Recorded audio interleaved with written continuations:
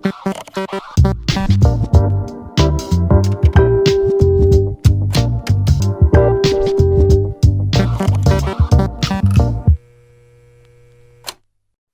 morning, Eagles, and welcome back to the Talon Weekly. I'm your host, Riley Robertson. And I'm your co-host, Tessa Cheshire. First, let's take a look at the weather with David Hale. Welcome back to Thunder and Hail. I'm your host, David Hale. Let's go look at the weather. Thunder and Hail with David Hale.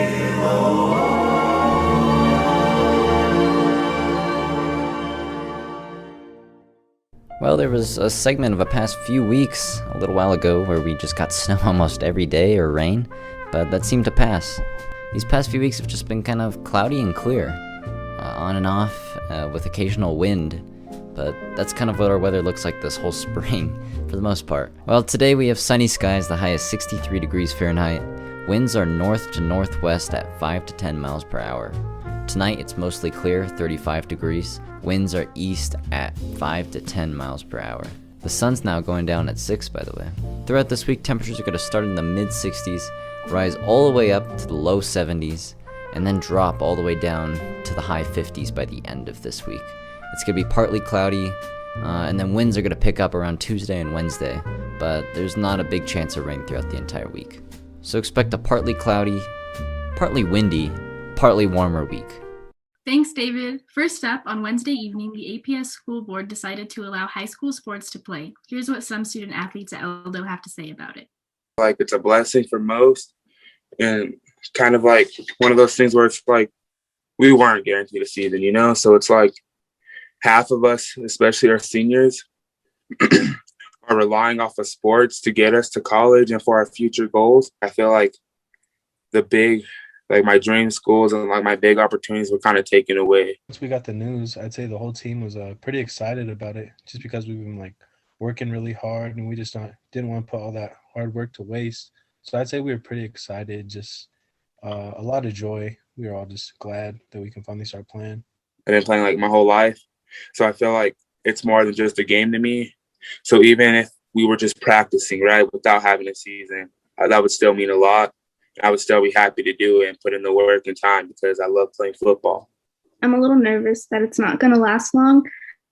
I feel like a lot of people get COVID, perhaps like throughout the district or whatever. It's definitely been kind of like a stressful situation. We play it by ear since August.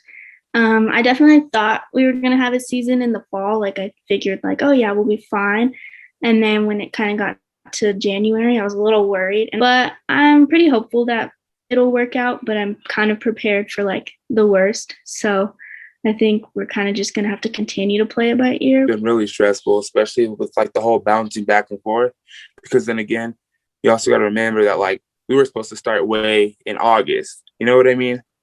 And then the fact that like they postponed our season and like kept telling us, yeah, in 2 more weeks, we're ready to go. And then that 2-week mark came up and then they postponed it a month later. It has been pretty stressful because one day we're hearing like we're already playing. The next day it's like, it's like 2 more weeks till you are playing. So it's just pretty stressful. For my teammates and I, we kind of made the best out of it. We've been practicing since October every week. So we kind of were prepared for either not having a season or having a season. So I'd say the way I dealt with it best was just like being around friends because that are in your sport, because they're in the same position that you are. They're going through the same exact thing. So just building a stronger relationship with those people and just checking in on each other. I say that's what would help a lot of people get through it. Being able to just play with my teammates and enjoy it and soak it all up before it's gone. Congratulations to Melina Vugrin, who is this year's Selfless Senior at El Dorado. Selfless Senior, it's awarded to one senior from each high school in the Albuquerque Public Schools every year. And so it's normally there's like a big banquet honoring all of the seniors, but that's not happening this year.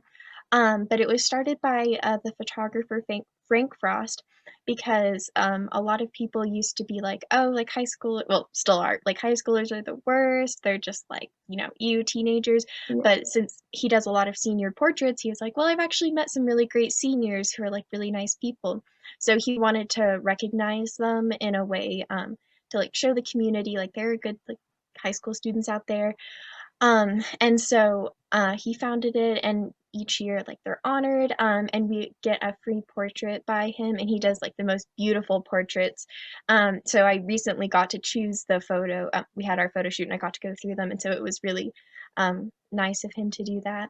And then it's just kind of like what we do, that's like considered selfless. We get to talk about that throughout the community, and it really like helps like not only just promote like giving back to the community, but kind of show like there are like nice people out there. And so it was nice this year to like get to see and read about, like, normally you get to meet the other selfless seniors, but we're not able to do that this year from COVID. So but it's still nice to hear about like everything everybody else has done, and it's kind of been like a nice thing amidst like a kind of sad time. Melina has done a lot through her years at El Dorado and feels both shocked and honored to be chosen. I was recently awarded the Regent Scholarship to UNM, so I'm very excited about that. I'm currently band president, and I've been flute section leader for the past 2 years. I've gotten into All-State for the, I didn't audition this year, but the past 3 years, which I'm pretty proud of. And I've also maintained a high GPA, and I'm currently second in class, so I'm pretty proud of all of those accomplishments. I'm pretty shocked. I didn't think I would get it, but I was kind of surprised even just to be nominated, because I didn't really like think of all of my work as like selfless. It was just something that I did to like help animals, and so I was really honored to be like selected as the El Dorado Selfless Senior, and then I was really excited to be given like a platform to promote like what I really care about, which is the well-being of animals and you know, giving back to the community. Here's sophomore KELLAND THEIL, who recently initiated the building of a little free library on campus where students can take and leave books as they please.